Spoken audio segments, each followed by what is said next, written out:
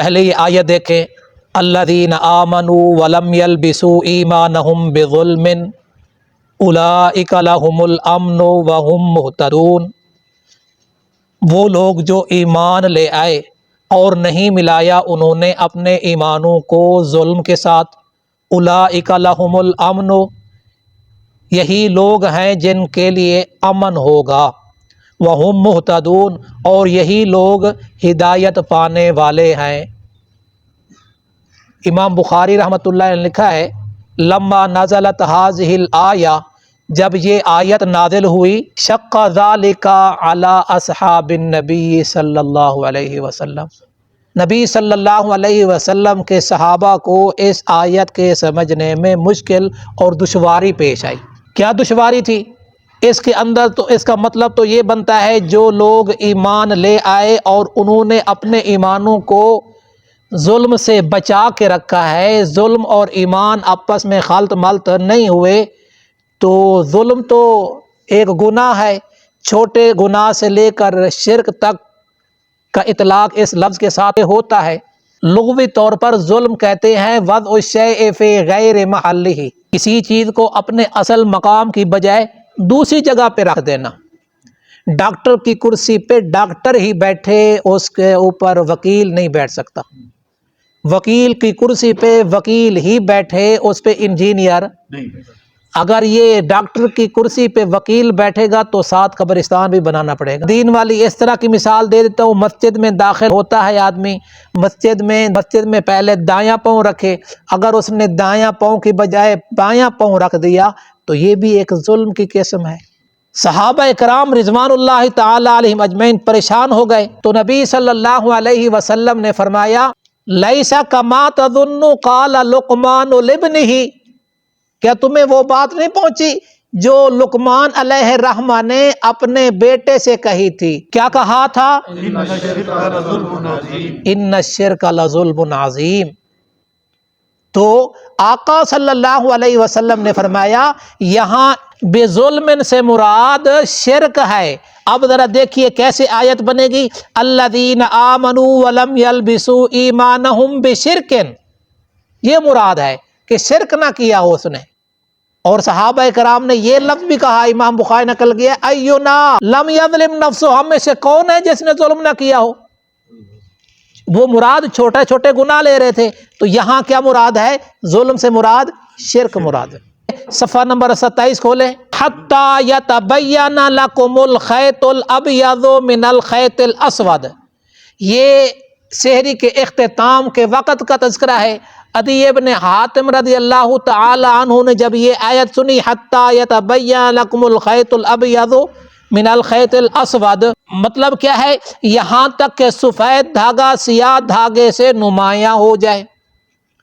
عدی رضی اللہ تعالی عنہ نے اس سے کیا مراد لی گیا؟ سفید اور کالا دھاگا رکھ لیا اپنے تکیے کے نیچے، اور جب اس کا تذکرہ نبی صلی اللہ علیہ وسلم کے پاس ہوا تو نبی صلی اللہ علیہ وسلم نے فرمایا بھمال ہے تیرا تکیہ۔ تو جب ان پر یہ آیت مشکل ہوگی، سمجھنا مشکل ہوگی، اشتباہ ہو گیا، تو اللہ تبارک و تعالی نے آگے جملہ فرمایا من الفجر، من الفجر۔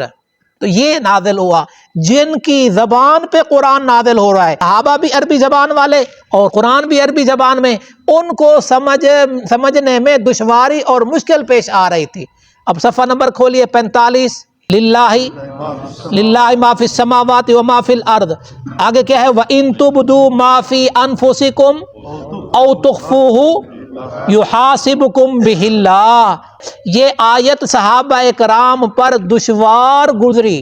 معنی دیکھیے کیا ہے، یعنی جو کچھ تم اپنے نفسوں میں ظاہر کرو یا چھپاؤ، اللہ تعالی اس کا ضرور حساب لے گا۔ یہ آیت ان پر مشکل ہو گئی، دشوار ہو گئی کہ تخفو، وہ جو کچھ بھی دل میں خیال آتا ہے، وسوسہ آتا ہے، اس کا حساب دینا پڑے گا۔ تو صحابہ کرام رضوان اللہ تعالی علیہم اجمعین پریشان ہو گئے، خیال تو وسوسے آتے رہتے ہیں۔ آپ صلی اللہ علیہ وسلم نے فرمایا ایسا خیال نہ کرو، بلکہ تم کہو غفرانک ربنا، غفرانک ربنا، اے ہمارے پروردگار ہم تجھ سے معافی طلب کرتے ہیں۔ پھر اگلی آیت یہ نازل ہوئی، لا یکلف اللہ نفسا لا یکلف اللہ نفسا الا وسعها۔ مسند احمد کی ایک حدیث ہے، لمبی حدیث ہے، میں انشاءاللہ مختصر سناؤں گا۔ آقا صلی اللہ علیہ وسلم مدینے سے باہر تشریف لے گئے، دیکھا ایک سوار سواری پہ آ رہا ہے۔ آقا صلی اللہ علیہ وسلم نے فرمایا ایکم یرید، وہ شخص تمہارے پاس آ رہا ہے۔ اتنے میں وہ قریب آ گیا۔ نبی صلی اللہ علیہ وسلم نے اس سے پوچھا من این اقبلت، تم کہاں سے آئے ہو؟ کہنے لگا من اہلی و والدی و عشیرتی، میں اپنی اولاد، اہل و عیال اور خاندان والوں کی طرف سے آیا ہوں۔ نبی صلی اللہ علیہ وسلم نے پوچھا این ترید، ارادہ کہاں کا ہے، کدھر جانا ہے؟ ذرا توجہ کرنا، ایمان تازہ ہوگا۔ یہ الذین آمنوا ولم یلبسوا ایمانہم، کہ انشاءاللہ اس حدیث سے اور زیادہ وضاحت ہو جائے گی۔ آقا صلی اللہ علیہ وسلم نے اس سے پوچھا این ترید، کہاں جانا چاہتے ہو؟ اس نے کہا ارید رسول اللہ صلی اللہ علیہ وسلم، میں نبی صلی اللہ علیہ وسلم کے پاس ارادہ رکھتا ہوں۔ آقا صلی اللہ علیہ وسلم نے فرمایا قد اصبتہ، تو منزل مقصود پہ پہنچ گیا۔ اس نے کہا علمنی مل ایمان، مجھے ایمان کے بارے میں بتائیں۔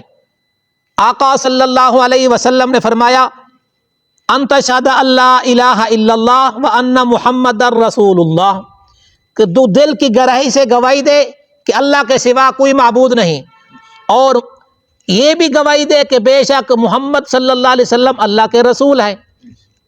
اور دوسری چیز آپ نے فرمائی تقیم الصلاۃ، نماز قائم کرنا، اور تیسری چیز فرمائی وتؤتی الزکوٰۃ، زکوٰۃ ادا کرنا، چوتھی چیز فرمائی وتصوم رمضان، رمضان المبارک کے روزے رکھنا، وتحج البیت، اور اگر طاقت ہے استطاعت ہے تو حج کرنا۔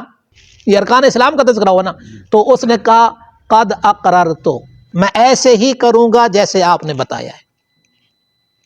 یہ کہہ کر وہ واپس جانے لگا، اسی سواری پہ تھا۔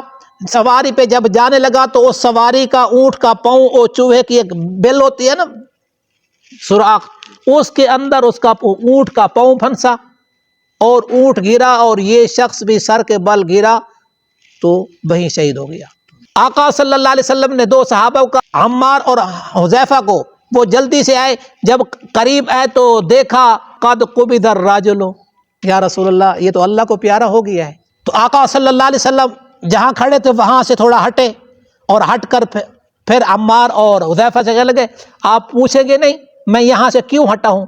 میں اس لیے ہٹا ہوں کہ ابھی دو فرشتے آئے ہیں اور ان کے منہ میں جنت کے پھل، اور حدیث میں آتا ہے اس نے آ کر کہا میں اتنا سفر کر کے آیا ہوں، میرے پاس کھانے پینے کی چیزیں نہیں تھی، میں پتے کھاتے کھاتے یہاں تک پہنچا ہوں۔ یعنی پتوں سے اب گزارا تو چل جاتا ہے، پیٹ تو سیدھا رہتا ہے، کمر تو سیدھی رہتی۔ آقا صلی اللہ علیہ وسلم نے فرمایا یہ بھوک کی حالت میں اس دنیا سے رخصت ہوا، اللہ تبارک و تعالی نے اس کو اسی دنیا میں اس کو سیراب کر دیا۔ جب یہ بات ہوئی تو اس موقع پر ھذا من الذین لم یلبسوا ایمانہم بظلم، یہ شخص ان لوگوں میں سے ہے جنہوں نے اپنے ایمان کو ظلم کے ساتھ نہیں ملایا۔ اب صحابہ کرام نے بھی ایمان کو ظلم کے ساتھ نہیں ملنے دیا۔ ایمان اور ظلم سے مراد شرک، ایمان اور شرک کا آپس میں خلط ملط والا معاملہ نہیں ہوا۔ پھر آگے سنیے، آگے آقا صلی اللہ علیہ وسلم نے کیا فرمایا؟ آقا صلی اللہ علیہ وسلم نے فرمایا ھذا من الذین عملوا قلیلا واجروا کثیرا، عمل تو اس نے تھوڑا کیا ہے، اجر بہت زیادہ پا گیا ہے۔ ابھی تو ایمان سیکھا ہے نا، صرف ایمان سیکھا ہے، ابھی نماز کا موقع نہیں ملا، روزے کا موقع نہیں ملا، زکوٰۃ کا موقع نہیں ملا، حج کا بھی موقع نہیں ملا، ابھی یہ سیکھا تھا، واپسی جا رہا تھا، اور اس نے کیا کہا جب آقا صلی اللہ علیہ وسلم نے بتایا تو کہنے لگے قد اقررت، میں ایسے ہی کروں گا۔ اس پر اللہ تبارک و تعالی نے اس کے لیے ہمیشہ ہمیشہ کی جنت تیار کر دی۔ تو اس آدمی کا کوئی شرک کا کوئی چانس آپ کو نظر آتا ہے؟ قد اقررت کہا، سواری موڑی اور چند قدم ہی چلا تو وہیں شہید ہو گیا۔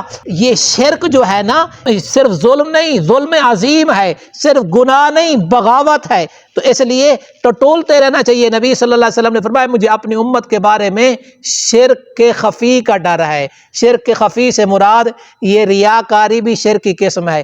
من آثار النملۃ علی الصخرۃ الصماء، چیونٹی سخت پہاڑ پہ چلے تو اس کی آواز آئے گی چلنے کی؟